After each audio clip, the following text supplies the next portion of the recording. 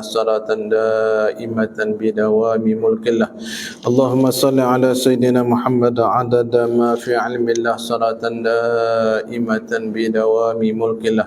اللهم صل على سيدنا محمد عدد ما في علم الله صلاة دائمة بدوام ملك الله. اللهم صل على سيدنا محمد عدد ما في علم الله صلاة دائمة بدوام ملك الله. اللهم صل على سيدنا محمد عدد ما في علم الله صلاة دائمة بدوام ملك الله. اللهم صل على سيدنا محمد عدد ما في علم الله صلاة دائمة بدوام ملك الله. Kita masih lagi dalam bab ataupun tajuk tentang ikhlas. Adi bin Hatim At-Ta'i berkata, Nabi sallallahu alaihi wasallam bersabda, yu'maru bi unasim minan nas yaumal qiyamah ilal jannah hatta idza danau minha wastanshaqu raihataha wa nadharu ila qusuriha wa ila ma a'adda Allahu li ahliha nudu an yasrifuhum anha la nusiba lahum fiha fayarji'una bihasratin wa nadamatin ma raja'al awwaluna wal akhirun bimisliha fayaqulun ya rabbana law adkhaltana an-nar qabla an turiyana ma araitana min thawabi ma a'dadtahu li awliyaik fayaqulu Allah ta'ala aradtu bikum dhalika kuntum idza khalawtum baraztumuni bil azaim wa idza laqitumun nas laqitumuhum mukhbitin turauna an-nas bi a'malikum khilafa ma tantawi alaihi qulubukum hibtumun nas wa lam tuhabuni wa ajlaltumun nas wa lam tujilluni wa taraktum linnas wa lam tatrukuni falyawma udhikukum alim adhabi ma'a ma haramtukum min jazilil sawabi. Allahu Akbar. Tolong teringat tengok nah, faham betul hadis ini supaya kita tak rugi di akhirat kelak nah. Tengok dalam apa macam ditabung tu dia kata sumbangan hari ini untuk ambil di akhirat. Ini kita nak tengok ni. Kita takut kita sumbang hari ni, kita buat hari ni, di akhirat tak ada. Hak tulisan tu betul dah. Kita simpan hari ni, kita ambil di akhirat. Kita beramal hari ni, kita akan dapat lihat di akhirat. Cuma hadis ni nak peringat kepada kita, takut bimbang, kita buat, kita tidak ada ikhlas, apa akibatnya? Pada hari kiamat kelak beberapa orang yang diperintahkan untuk dibawa ke syurga. Dan setelah melihat segala keindahannya, keindahan dalam syurga, serta merasakan bau harumnya harum syurga, maka diperintahkan untuk dijauhkan daripadanya, daripada syurga. Kenapa? Kerana mereka tidak ada bahagian di dalamnya, tapi telah dipertontonkan. Tengok dah betapa kelazatan, betapa nikmatnya syurga, dipertontonkan. Tetapi mereka tidak ada bahagian dalamnya, maka kembali mereka dengan penjelasan yang tidak ada tara bandingnya. Pasal apa? Bahasa kita tertanya-tanya kenapa dan mengapa jadi macam ni. Tengok saja tapi tak boleh masuk. Sehingga mereka berkata, ya Allah, andaikan engkau masukkan kami ke dalam neraka sebelum diperlihatkan kepada kami pahala yang engkau bagikan pada wali-wali kamu. Lalu jawab Allah Subhanahu wa ta'ala, sengaja aku berbuat begitu kepada kamu wahai manusia. Kamu dahulu bila sendirian berbuat dosa-dosa besar. Siapa tak tahu tu buat dosa macam-macam. Tak kira lah bagi-bagi duduk seorang-seorang buat dosa. Dan apabila di hadapan orang, duduk depan orang ramai, berlagak alim, sopan dan taat, semuanya adalah kamu riak. Hadapan orang tadi bersopan, alim, apa semua itu sebabnya kamu riak. memperlihatkan kebaikan kepada manusia. Hang jadi alim, hang jadi bagus, jadi lendik. Semua tu pasal apa? Pasal kamu nak memperlihatkan kebaikan kepada apa yang kamu buat kepada manusia. Bukan untuk aku. Anda apa tu kan? Bahasa kita. Dan tidak kepadaku kamu mengagungkan orang lain. Lepas tu anda kata tu, tak main mayang hari Jumaat kerana tuanku telapak dosa depan. Tuanku tak main, tak nampak batang hidung dah. Atau nak kira lagu mana tuan-tuan? Ada orang besar main, dia tu paling sibuk sekali. Kalau pakai tu cari yang terbaik sekali. Mai tu kerana apa? Kerana orang besar mai. Orang ada pangkat duduk. Hari-hari biasa ni seolah tak ada Tuhan. Buat pun buat begitu-gitu. Maksudnya tak salah maksud hang nak pakai elok, pakailah, tapi termasuk hari biasa. Hari biasa pun begitu. Maksud begitu nah. Kamu mengagungkan orang dan tidak mengagungkan aku. Nampak baik, nampak bagi sumbangan, tapi pasal apa? Pasal ada orang nak sebut nama. Ada tuan-tuan. Buat masjid tapi nak suruh nama dia. Ada?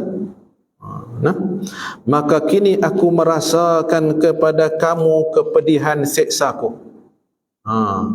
Akibat mana? Akibat riak. Riak punca pasal mana? Buat kebaikan, nak menunjuk-menunjuk, nak mempamerkan kepada manusia. Jadi Allah kata, pada hari ini aku rasakan kepedihan siksaku, disampingkan aku haramkan atas kamu kebesaran pahalaku. Walaupun hang mayang, walaupun hang puasa, walaupun hang bersedekah, tapi kerana apa? Kerana nak tunjuk habaq kepada orang. Ini dalam suasana kita kata banjir. Kali yang round yang ketiga tuan-tuan. Dan kita tahu bahawa Allahumma salli ala sallam, musibah itu Allah yang datang. Inna lillahi wa inna ilaihi raji'un. Siapa boleh buat tuan-tuan? Boleh pergi belat. Tahan ayat boleh. Secanggih-canggih lah di Selangor sana kot itu daripada kutuk Kedah teruk sangat. Yang hampa tenggelam ayat apa? Hampa tu habis pakar lah duduk di Selangor, duduk di wilayah kita kata negeri yang kita kata tak ada lah paling maju di Malaysia ni, Melaka Selangor. Hampa pun tenggelam ayat, bukan tenggelam ayat biasa. Kaita-kaita rumah masuk ayat habis. Lepas tu kita jangan menjadi takabur. Apabila musibah Allah kena kepada kita, sama-sama. Tak kira hang di Kedah ke hang Terengganu ke mana-mana pun, atas musibah ini kita jangan kutuk hang aku. Jadi apabila kita duk kutuk hang aku ni, menjadikan satu benda yang tak baik tuan-tuan. Contohnya kita hari tu daripada kutuk Kedah, kita nak pergi tolong Selangor pakai setawak hati tuan-tuan. Tak sepatutnya begitu tuan-tuan. Kepada pemimpin utama tak sepatut begitu. Bahkan kita, apa yang berlaku, dan siapa boleh turun hujan tuan-tuan? Siapa boleh hantar angin ribut tuan-tuan? Tanggungjawab kita bantu saudara kita, termasuk di bumi Palestin, di bumi Lebanon, apa semua tu. Jangan kita terlepas cakap tuan-tuan. Jangan terlepas cakap tuan-tuan. Ini kesan begitu tuan-tuan. Jangan tuan-tuan. Bahkan kita tengok itu peringatan Allah Subhanahu Wa Taala. Kita tak boleh buat apa tuan-tuan. Tak tahulah berapa kali nak main lagi. Ini kali ketiga tuan-tuan. Cuma di sana, di sebalik musibah Allah bagi tentu ada kebaikan. Kebaikan macam mana?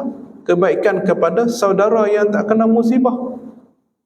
Kita semua yang tak kena musibah perlu bersyukur. Bersyukur cara macam mana? Tolong bantulah saudara kita untuk kita berkebajikan, untuk kita buat pahala. Dan sahabat kita di sana, Allah nak bagi pahala pada dia kalau dia sabar. Tapi sebaliknya ada dua. Kalaulah dia ni tak syukur pada Allah Ta'ala, tak boleh terima, maka dia akan jadi manusia yang kufur. Cuma kita tengok pada hari ini di pusat kita kata penempatan, dengar kata orang nak bagi duit, pakat celapak, pakat pergi habis. Kadang-kadang maknanya yang tak sepatut layak pun terima, pi juga tuan-tuan. Pasal apa? Pasal nampak duit tu. Hak ni lah jadi kufur tuan-tuan. Kufur nikmat. takut kufur nikmat lagi tuan-tuan. Ada dah dapat dah. Tapi dia kata tak dapat lagi. Ada tuan-tuan. Lepas dia tamak tuan-tuan. Tamak dia kata ni peluang Allah duk bagi apa semua ni. Dia kena ambil ya. Patut kita kata kita kena rasa, maknanya kita nak ambil tu tanya orang lain dapat semua kah? Hak lebih teruk dapat lagi kah? Jadi begitu. Dia bukan maknanya hak kita dapat sebab nak lagi habang kita tak dapat. Ada manusia sanggup tipu sampai begitu tuan-tuan. Hak ni membawa kepada kekufuran wal a'yazubillah tuan-tuan. Cuma hak tajuk kita nak habang ni hak bagi sumbangan tu. Hampa jangan ikhlas lah. Habis yang tolong dengan tenaga, yang bagi sumbangan pun ikhlas. Sebab apa ni hadis ni? Kita main nak tunjuk kata kita apa, nak orang puji kita, nama syarikat kita dan sebagainya. Allah akan layak saja dalam syurga, tetapi tak boleh masuk syurga tuan-tuan. Pasal apa? Pasal riak. Pasal riak tuan-tuan, itu sebenarnya. Abdullah bin Abbas radhiyallahu anhu berkata, Nabi sallallahu alaihi wasallam sabda, lamma khalaqallahu ta'ala jannatul 'adn khalaqa fiha ma la 'ainun ra'at wa la udhunun sami'at wa la khatara 'ala qalbil bashar thumma qala laha takallami faqalat qad aflaha almu'minun qad aflaha almu'minun qad aflaha almu'minun thumma qalat inni haramun 'ala kulli bakhilin wa munafiqin wa mura'in. Allahu Akbar. Sabda Nabi lagi, ketika Allah telah melengkapi jannatul 'adn, maksud siap syurga. Jannatul 'adn siap syurga dengan kelengkapan, dengan kepiasan yang ada padanya, dengan yang belum dilihat oleh mata manusia. Apa dalam syurga jannatul 'adn? Tak ada satu habuk pada dunia yang kita boleh tengok, yang kita boleh nampak. Tak ada nah. Dan terdengar oleh telinganya manusia dan tergerak dalam hati, maksudnya dalam khayalan manusia. Khayalan manusia bagaimana hak orang buat filem apa benda pun nak menggambarkan ada syurga, tak ada satu habuk pun. Maka Allah menyuruhnya supaya berkata. Siapa yang kata? Syurga jannatul 'adn. Surga itu berkata, qad aflahal mu'minun. Diulang sebanyak 3 kali. Sungguh-sungguh beruntunglah orang yang beriman dan percaya kepada Allah Subhanahu wa taala. Beruntunglah orang-orang yang beriman dan orang yang percaya dengan janji-janji Allah Subhanahu wa taala. Diulang jannatul 'adn sebanyak 3 kali. Summa qalat, lepas tu surga kata, saya ini haramkan untuk dimasuki oleh tiap orang yang bakhil. Hak kedekut ni musim banjir apa semua ni duk kedekut berkira lagi. Allah kata aku haramkan. Surga kata haramkan dalam yang nak masuk ke dalam surga ni ialah orang-orang yang bakhil. Wal a'yazubillah. Dan diharamkan kepada orang munafik. Hak munafik macam mana? Buat kerja bukan kerana Allah. Hak baik tapi bukan kerana Allah. Dan Allah haramkan syurga jannatul 'adn juga kepada orang yang berbuat kebaikan tetapi dengan riak tuan-tuan. Nauzubillah tuan-tuan. Sebab itulah kita kita ni nak kena banyak istighfar tuan-tuan. Kita buat kenduri pun nak kena istighfar, kita sedekah pun nak kena istighfar. Takut bimbang tuan-tuan. Ada habuk-habuk yang kita kata tidak ikhlas tu sendiri tuan-tuan. Ini kita bimbang tuan-tuan. Seterusnya Sayyidina Ali bin Abi Talib radhiyallahu anhu berkata, tanda orang riak ada 4. Tanda orang munafik ada 3. Ini riak. Tanda riak tu ada 4. Yang pertama, kita boleh cek diri kita sendiri, malah apabila duduk seorang-seorang. Ketika bersendirian dia malah. Tengok hak dia buat baik apa semua tu, duduk seorang-seorang dia malah, depan orang dia rajin. Kalau baca Yasin, duduk seorang-seorang tak baca Yasin, duduk depan orang baca Yasin bunyi dekah. Nabi mudah faham lah. Itu yang pertama. Yang kedua, tangkas bila di hadapan orang. Rajin lah depan orang, orang tengok apa semua tu macam tadi lah, celapak ulun buat kerja. Itu menunjukkan riak. Dan yang ketiganya, menambah amalnya jika dipuji. Dia ni kuat sungguh, dia ni rajin sungguh, dia ni pemurah sungguh. Jadi apa? Dia pun pulun tuan-tuan, pasal apa? Pasal dipuji. Hak nak bagi RM10, bagi RM100. Pasal apa? Pasal dipuji. Itu yang ketiga. Dan yang keempat, mengurangi jika dicela. Duk bagi dah dengan sebab orang kata berah pun, berah kelas 3 dah, habuk hak dia bagi tu. Patut tak bagi dah. Dicela. Apabila orang rendahkan dia, lepas tu tak bagi langsung tuan-tuan. 4 tanda nah. Nak tengok kita ada riak ataupun tidak ada riak. Sebab kita baca 4 tanda ni jangan nampak orang. Diri kita tuan-tuan. Masa seorang-seorang dia maknanya dia malah. Lepas tu masa depan orang apa semua dia rajin. Tu riak tu. Lepas tu pula waktu orang puji dia tambah lagi. Dan terakhirnya apabila orang keji dia tinggal terus. Itu semua walaupun perkara tu perkara baik, maka dia termasuk golongan yang riak. Seterusnya Syakib bin Ibrahim berkata, benteng amal. Hak tadi hak penyakit, ini nak pegang pula. Dia ada 3 tuan-tuan. Apa dia benteng amal? Ada 3. Yang pertama, harus berasa bahawa itu hidayah dan taufik daripada Allah untuk mematahkan rasa ujub. Jadi apa pula kebaikan yang Allah beri kita main masjid pada pagi ni? Alhamdulillah. Sebab apa kita rasa apa? Rasa Allah beri hidayah kepada kita, Allah bagi taufik kepada kita. Kalau Allah tak bagi hidayah taufik, duduk tepi masjid pun tak main tuan-tuan. Kembang pakat masjid pun tak main. Jangan buat main tuan-tuan. Tapi hak Allah beri hidayah, duduk 3-4 batu pun dia main. Langgar 2-3 taman pun dia main. Pasal tu kita ni rasa alhamdulillah Allah beri taufik, Allah beri hidayah kepada kita tuan-tuan. Tu sebab tu yang pertama kita nak kena rasa macam tu. Jangan kita rasa Allahumma salli ala sayyidina Muhammad, kita rasa macam aku ni baik, aku bagus. Jangan tuan-tuan. Itu pertama. Dan yang kedua, harus mengharapkan redha Allah untuk mematahkan nafsu. Kita bukan mengharapkan redha kepada manusia, tetapi kita buat baik mengharapkan redha Allah Subhanahu Wa Taala. Itu yang kedua. Dan yang ketiga, harus mengharapkan pahala daripada Allah, menghilangkan rasa tamak, rakus dan riak. Jadi kita buat, sebab tu kadang-kadang nak pergi rajin ni baca kitab fadail yang kita kata kadang-kadang jemaah tabligh duk guna apa? Fadail amal, kelebihan sembahyang berjemaah, kelebihan kita kata baca Quran, kelebihan berpuasa, kelebihan sedekah. Sebab tu, sebab apa? Sebab nak bagi rangsangan. Biar kita buat kerana nampak kelebihan dulu. Dan sampailah satu ke muncak, apabila kita ada kemanisan iman, kita pun lupa dah hak kelebihan tu. Kita pun tak ada orang tanya apa kelebihan, tak tahu nak cerita dah. Tapi yang penting kita dah buat. Itu bagus tu. Pertama sekali buat kerana kelebihan dulu.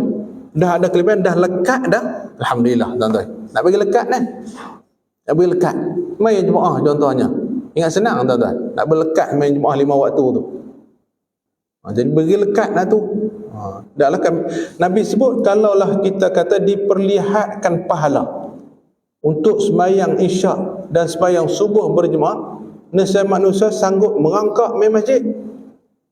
Bukan naik motor, bukan naik kereta, sanggup merangkak tuan-tuan.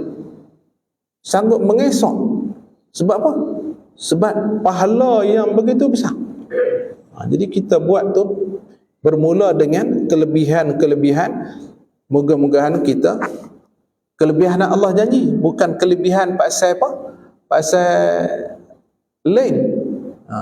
Kok tuan-tuan main pagi ni contohnya, aku main pagi ni tak kena buat keluar duit dah, ada sarapan depa sedia contohnya. Jangan niat macam tu tuan-tuan. Jangan niat macam tu.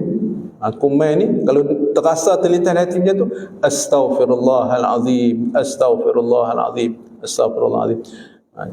Kadang-kadang kata macam apa orang pergi makan kenduri, aku pergi makan kenduri ni kena boleh gantung payuk lah. Jangan macam tu. Istighfar tuan-tuan. Lah kita pergi kenduri tu pasal nak meraihkan sahabat kita, jangan duk sebut sebab boleh gantung payuk tu. Istighfar kalau terlintas macam tu tuan-tuan.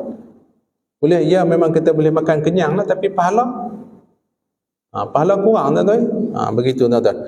Jadi Syakib berkata, dengan ketiga ini amal ikhlaslah kepada Allah, iaitu mengharapkan redha Allah semata-mata agar amal tersebut diredainya Allah, dan tidak beramal disebabkan oleh hawa nafsu sehingga tidak terpengaruh akan pujian dan celaan orang.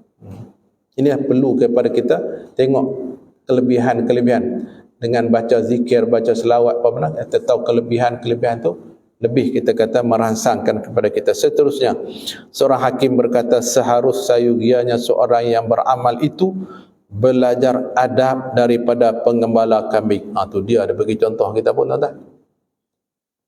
Nak belajar amal, nak tahu ikhlas tak ikhlas, macam mana orang belah kambing, penggembala kambing, kambing yang banyak tuan-tuan. Apa kisah dia tuan-tuan? Ketika ditanya bagaimanakah maksudnya beramal, beradab dengan penggembala kambing ni, jawabnya, penggembala itu jika sembahyang di tengah-tengah kambingnya, ada 100 ekor kambing, dia sembahyang di kandang kambing itu, sekali-kali tidak mengharapkan pujian daripada kambing-kambingnya. Kok kambing kata, oh dia ni sembahyang lendik elok, ada tak? Sampai terasa macam tu tuan-tuan. Ada kambing duduk puji? Tak ada tuan-tuan. Tak ada nah. Jadi demikianlah seorang yang beramal harus tidak hirau apakah dilihat ataupun tidak dilihat. Macam mana kita sembahyang tengah-tengah 100 ekor kambing, kesan apa tak? Tak ada. Kambing tak akan peduli kita. Begitulah kita di dalam masjid surau pun, jangan duk anggap hamai masjid surau tu kambing pula, pun rasa tu pula. Dan kita anggap macam mana kita duduk sembahyang di tengah-tengah kambing, kita baca Quran tengah-tengah kambing, kita berzikir tengah-tengah kambing. Dan begitulah bagaimana kita nak memposisikan diri kita dalam melakukan amal-amal soleh. Jangan duk rasa aku buat ni nak bagi orang sebelah dengar, aku buat ni nak bagi orang depan belakang tengok aku. Jangan tuan-tuan, rosak. Melainkan kita buat kerana Allah Subhanahu Wa Taala.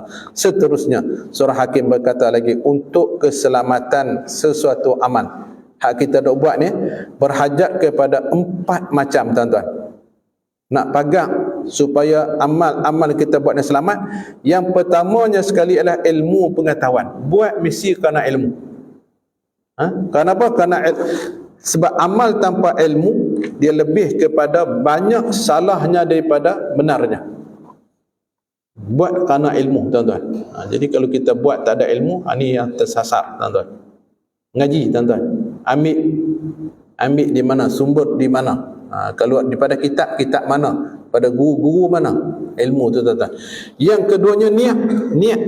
Sebab tiap amal bergantung kepada niatnya.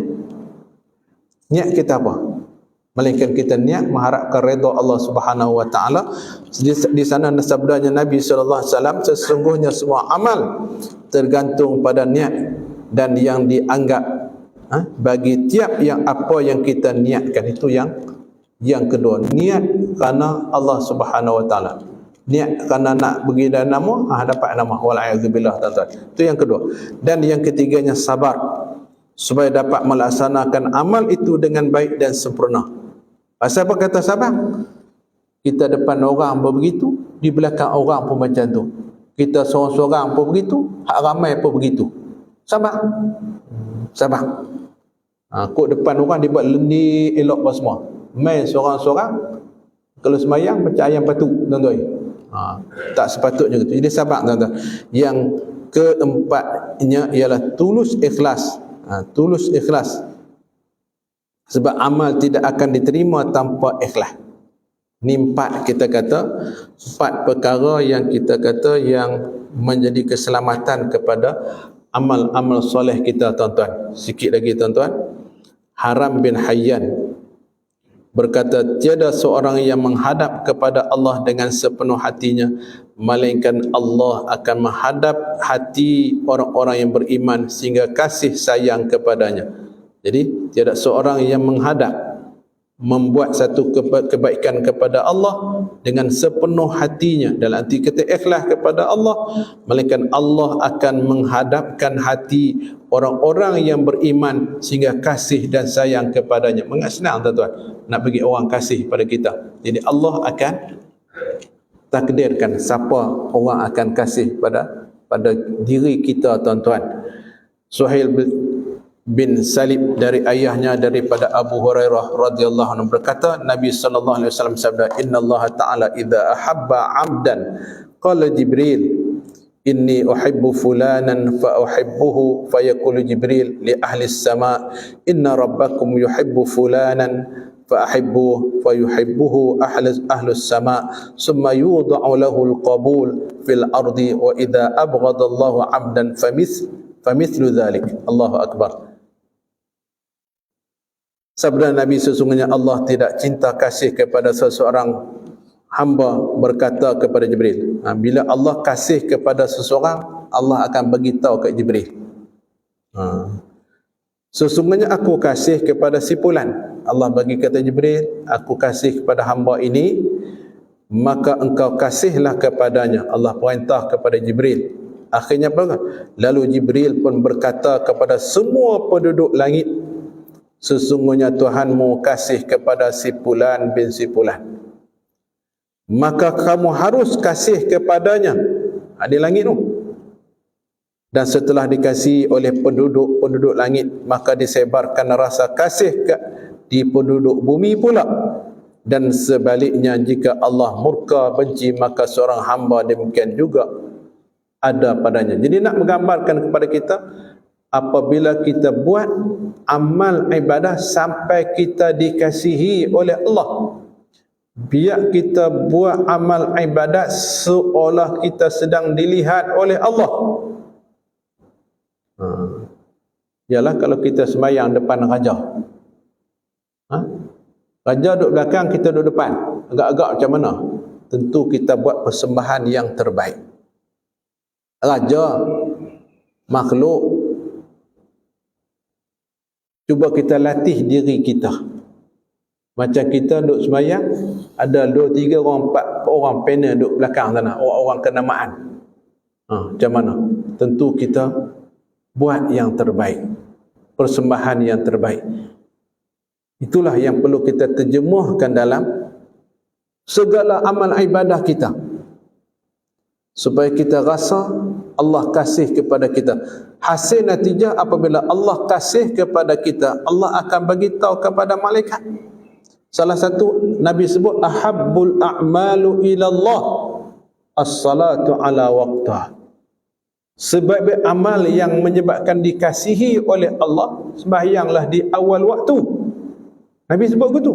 Ahabbul a'malu ilallah. Carilah jalan-jalan yang untuk kita dikasihi oleh Allah. Salah satunya sembahyang di awal waktu. Paksa diri kita, sebelum masuk waktu main dah tunggu. Sebab apa Nabi sebut itu? Dengan sebab kita boleh sembahyang di awal waktu, kita akan dikasihi oleh Allah. Allah beritahu malaikat Jibril, malaikat Jibril pun suruh malaikat seluruhnya, hak berduduk langit, hang kasih pada dia. Tak mau kata tuan. Malaikat doa untuk kita. Nak maknanya malaikat doa untuk kita, pastikan kita sembahyang di awal waktu. Sembahyang berjemaah, tuan-tuan. Yang kedua pula, kita kata untuk melibatkan kita dikasih oleh Allah, baca Quran. Sebab baca Quran itu adalah kalam Allah. Kita mengulang kalam Allah. Mulut kita sebut kalam Allah. Tentu Allah kasih kepada kita. Tentu Allah sayang pada kita. Rajin-rajinlah baca Quran. Ala bi zikrillah tatma'innul qulub. Berzikir kepada Allah. Inilah kita kata di antara perkara-perkara yang boleh kita tengok, tuan-tuan, yang menyebabkan kita akan dikasih di langit dan di bumi. Adapun sebaliknya, kalau kita buat perkara yang mendapat kemurkaan Allah, Allah beritahu Jibril juga. Wahai Jibril, si fulan ni patut hang kutuk laknat pada dia. Dan Jibril pun beritahu penduduk di langit dan di bumi, laknat kepada orang yang melakukan maksiat. Contohnya orang yang berzina. Orang berzina. sampai bergegar arasy Allah Subhanahu wa taala, maka malaikat seluruhnya akan laknat kutuk, termasuklah makhluk-makhluk di atas muka bumi, tuan-tuan. Kalau dia berzina wah pokok kayu itu pun sumpah laknat pada dia. Nah, makhluk-makhluk Allah yang begitu, termasuk yang terima rasuah, tuan-tuan. Cuma rasuah ni sakit bila pun takkan habis, tuan-tuan. Sebab apa? Kita duk tangkap yang terima, hak bagi tak pernah tangkap. Jangan kita dengar pemberi rasuah dihukum, sedangkan ar-rashi wa murtashi, yang memberi yang menerima, kedua-duanya masuk neraka. Sama, tuan-tuan. Tapi hukum dunia ni nampak tak adil hari ni. Yang kita duk tangkap yang pemberi, kita kata tengok pegawai custom yang apa? Custom immigration yang 500,000 perempuan tu. Carilah siapa bagi dia. Cari, tangkap mak tu. Baru betul. Barulah boleh kurang, tuan-tuan. Setakat duk tangkap hak penerima, tak akan selesai. Tak akan selesai. Tapi kalau kita tangkap sama orang yang memberi, tuan-tuan, waktu tu dia berfikir sama, tuan-tuan. Tapi kedua-dua mendapat laknat Allah Subhanahu wa taala. Laknat, tuan-tuan, rosak sistem apabila ada rasuah. Rasuah, tuan-tuan. Tak kiralah rasuah apa benda pun. Rasuah kerana nak kaya, rasuah politik ke apa benda pun, atas nama rasuah rosak habis, tuan-tuan. Balik sini. Kita habis tajuk sikit lagi, tuan-tuan. Syakib bin Ibrahim dia tanya bagaimana dapat mengetahui bahawa saya seorang soleh. Kita filter diri kita. Ditanya seorang ulama kepada Syakib Ibrahim, nak tahu diri kita ni soleh tak soleh. Sebab orang menyatakan bahawa saya seorang yang soleh. Orang duk puji kita. Syakib berkata, tunjukkan rahsiamu pada orang-orang yang solehin. Nak tahu kita soleh ni, kita nak kena duduk berkawan dengan orang-orang yang soleh. Duduk depan alim ulama. Depan alim ulama, hang buat amal-amal hang tu bagi dia nampak. Soalan macam tu lah. Dia kata sini, tunjukkan rahsiamu pada orang-orang soleh, maka bila mereka reda kepada itu berarti engkau soleh. Bagi orang kenal nama kita dulu, kenal rupa kita dulu. Dengan mana? Dengan orang-orang yang soleh. Asalnya orang soleh ini yang kita nak mudah kenal ada alim ulama. Dan ada lagi orang soleh yang kadang-kadang tak mau dikenali, tuan-tuan. Tak mau dikenali. Jadi biasanya kalau kita, kaedah ni macam ni, tuan-tuan.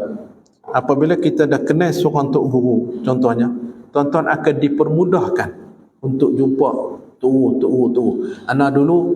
Ana masa duduk pondok, tuan-tuan, Allah yarham Tok Haji Yusin. Anda Tok Haji Yusin Langgar duduk pondok. Jadi apabila kita duduk pondok dia ada kawan-kawan dia, Tok semua main daripada Kelantan, main daripada, jadi kita kenal, tuan-tuan. Kenal. Lepas tu dulu anda dok rapat dulu Pak Sumit. Sampai pergi Mekah boleh jumpa orang macam ni, tuan-tuan. Boleh jumpa pergi Mekah, pergi Madinah apa semua. Supaya kita dah ada apa? Ada macam apa, pegang seorang dah. Tuan-tuan apa pegang seorang tok guru, tuan-tuan akan jumpa lagi. Dipermudahkan oleh Allah Subhanahu wa taala. Kadang-kadang Arab kita tak kenal, tuan-tuan, tapi kita akan jumpa orang yang satu turut, satu jalan. Sedangkan dia orang Arab. Orang Arab. Kita kenal pun, tapi dengan sebab kita dah ada tok guru di sini, kita boleh jumpa. Boleh jumpa, tuan-tuan. Allah permudah. Jadi inilah kita nak tahu rahsia diri kita ni. Kita duduk dengan guru, kita tenang tak tenang. Kalau kita boleh duduk dengan alim ulama, orang soleh, insya-Allah itu satu kita kata tanda bahawa kita orang yang soleh. Yang kedua disebut oleh Syakib, tawarkan dunia ini pada hatimu, maka apabila ia menolak, petanda bahawa engkau orang yang soleh. Masanya tak berebut pada dunia. Di suasana banjir ni, kalau tak kedeklah kita tu terkena masa banjir, kita kata bagi hak dia pada dulu, tengok hak teruk-teruk dulu, tak tamak pada dunia. Bukan ambil dah, nak ambil lagi, dah, tuan-tuan. Tanda orang yang soleh, dia akan dahulukan sahabat-sahabat yang lain. Dia kata saya hak dulu pun tak habis lagi, banyak lagi, tengok orang lain. Ataupun hak dua ada kat dia tengok orang lain yang tak dapat lagi, tolong bagi, tuan-tuan. Kadang-kadang hari ni kadang-kadang dia mungkin duduk 2 orang saja. Orang pergi bagi atas rumah. Dia duduk 2 orang. Hak nu duduk 10 orang. Dapat benda yang sama juga. Dibagi satu rumah 2 kabit beras contohnya. Dia duduk 2 orang je dapat 2 kabit. Hak nu duduk 10 orang. Jadi kalau dia ada orang yang soleh tuan-tuan, dia mungkin dia ambil, dia kata bagi ke depa 10 orang. Depa 2 keluarga sana. Nampak ke tuan-tuan? Bukan payah mana nak buat kebajikan. Kita boleh hukum diri kita. Jangan tamak. Itu dia. Apabila dia tawarkan dunia, tetapi dia maknanya tak pulun. Yang ketiga, tawarkan kematian kepada dirimu, maka jika ia berani mengharapkan petanda bahawa engkau soleh, bersedia nak mati bila-bila. Bersedia nak mati bila-bila tuan-tuan. Bila tidak ada 3 perkara tadi, bukanlah dia adalah orang yang soleh. Pertama, kena duduk kawan dengan alim ulama. Yang kedua, jangan tamak kepada dunia. Dan yang ketiga, bersedia untuk mati bila-bila masa. 3 ni barulah jadi orang soleh. Tak ada 3 ni, maka tidak menjadi seorang yang soleh tuan-tuan. Dan apabila ketiga-tiganya padamu, maka sentiasalah berdoa kepada Allah jangan sampai masuknya riak. Riak mana? Hak tadi lah. Kalau kita duduk dengan alim ulama, jadi perasaan kita lebih, kita pun hebat juga. Jadi berasa tu. Jangan jadi riak dan sebagainya. Tengok aku, tunggu kenaikan hang, orang kenai pun. Jangan begitu tuan-tuan. Termasuk dengan dunia, termasuk dengan kematian tuan-tuan. Dalam kita kata, doalah kepada Allah supaya tidak memasukkan riak dalam semua amal, supaya tidak rosak segala amal-amal soleh yang kita lakukan. Wallahu alam. Pada kita tengok Sabit Al-Bunani daripada Sayyidina Anas bin Malik yang Nabi sabda, atadrunal minal mu'min, hampa nak kenal ada orang beriman macam mana? Ni pun tengok diri kita, tengok seluruh kita nak kenal orang beriman macam mana. Wallahu a'lam. A'udzubillahi minasyaitonir rajim. Bismillahirrahmanirrahim. Alhamdulillahirabbil alamin. Allahumma shalli ala sayidina Muhammadin wa ala alihi washabihi ajmain. Allahumma faqihna fid din wa 'allimna ta'wil wahdina ila siratikal mustaqim. Allahumma arinal haqqa haqqan warzuqna ittiba'ah wa arinal batila batilan warzuqna ijtinabah. Allahumma inna na'udzubika min 'ilmin la yanfa', min qalbin la yakhsha', min nafsin la tashba', wa min 'ainin la tadba', min la sujabulah. Rabbana 'alaika tawakkalna wa ilaika anabna wa ilaikal masir. Allahumma ja'alna min ahlil Qur'an. Allahumma hdina bi hidayatil Qur'an. Allahumma adkhilna jannata bi syafa'atil Qur'an. Allahumma nawwir kuburana wa kubur abaina bi nuril Qur'an. Allahumma tawaffana musliman wa alhiqna bis salihin. Allahumma amin walhamdulillahi rabbil alamin. Man 'amila salihan fali nafsihi wa man asa'a fa 'alaiha wa ma rabbuka bidhallalil 'abid. Wa billahi taufiq. Assalamualaikum warahmatullahi wabarakatuh.